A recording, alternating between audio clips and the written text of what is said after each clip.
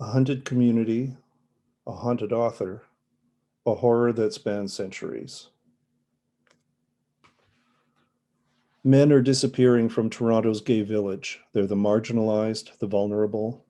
One by one, stalked and vanished, they leave behind small circles of baffled, frightened friends. Against the shifting backdrop of homophobia throughout the decades, from the HIV/AIDS crisis and riots against raids to gentrification and police brutality, the survivors face inaction from the law and disinterest from society at large. But as the missing grow in number, those left behind begin to realize that whoever or whatever is taking these men has been doing so for longer than is humanly possible. Woven into their stories is David Demchuk's own personal history, a life lived in fear and in thrall to horror, a passion that boils over into obsession. As he tries to make sense of the relationship between queerness and horror, what it means for gay men to disappear, and how the isolation of the LGBTQ plus community has left them profoundly exposed to monsters that move easily among them, fact and fiction collide, and reality begins to unravel. I'm David Demchuk, the author of the award-winning novel The Bone Mother, and I'm delighted to welcome you to my new novel Red X. It is published by Strange Light, an imprint of Penguin Random House, and it arrives in bookstores and on websites on August 31st. Here are a few words from the opening section of the book, 1984. Sometime that August, a young man named Ryan Wilkes vanished without so much as a whisper. The city was radiant and shimmering in the late summer heat. A thin film of humidity adhered to the skin, attracting smog and grit and inviting midges and mosquitoes to a sticky demise on one's forearms. Ghostbusters dominated the movie screens. A transit strike was looming. The Pope was coming to visit, and Bananarama's Cruel Summer was climbing the dance charts. Ryan was in his mid-20s, sandy blonde, lightly freckled, not quite tall enough or old enough or beefy enough to escape the dreaded twink label. Newly in town from Windsor, Detroit's automotive sister city.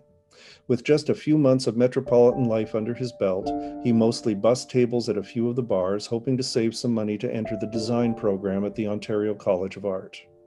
He worked as a barback at Boots and also covered off a few times next door at Bud's, stepping in for someone sick or picking up a stray shift or two. He didn't have a steady boyfriend, didn't really date, didn't go to the baths or parks, and rarely to other bars. He was a loner mostly, estranged from his family, with a flight attendant for a roommate and not many friends. Sometimes he'd have 4 or 5 days off between shifts, while his roommate held 2 or 3 day layovers. As a result, it took until Tuesday the 28th for anyone to realize he hadn't been seen since the Friday before.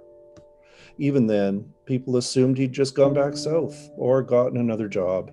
At a straight bar, maybe, where he could make more money, or shacked up with somebody somewhere, or left for another city, Montreal or Vancouver, or even the States. His roommate wasn't necessarily surprised to see him go. The city may welcome you, but it might not invite you to stay. Still, it was confusing. His room, filled with all his belongings, offered no obvious clue. He wasn't a known drug user, and no illicit substances were found in his room, apart from a few mild sleeping pills that he had borrowed from a friend. Suicide was a possibility, though he didn't seem the type. It was only when a garbage collector found a neatly folded stack of clothes in an alley behind a stretch of weary old sex shops and strip clubs and porn theaters, the clothes that Ryan was last seen wearing, only then was his disappearance called into the police. But with no sign of struggle, no significant leads, and no mother or wife or girlfriend or family to place pressure on them, the investigation was half-hearted at best. Missing gay men weren't what you would call a priority.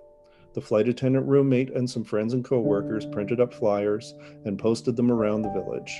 Those lasted a few days before being torn down by street cleaners or papered over with photos of lost cats or dogs. The missing persons file languished, then dropped out of sight after just a few weeks. Late that autumn, on November 9th, A Nightmare on Elm Street was released and made, as they say, a killing. The winter winds began to blow, the snow began to fall. White t-shirt, white jockstrap, Levi button-fly cutoffs, wallet and cash and ID and keys tucked in the pockets, dirty sports socks, beaten down chucks, and a navy blue hanky neatly tucked into the left shoe.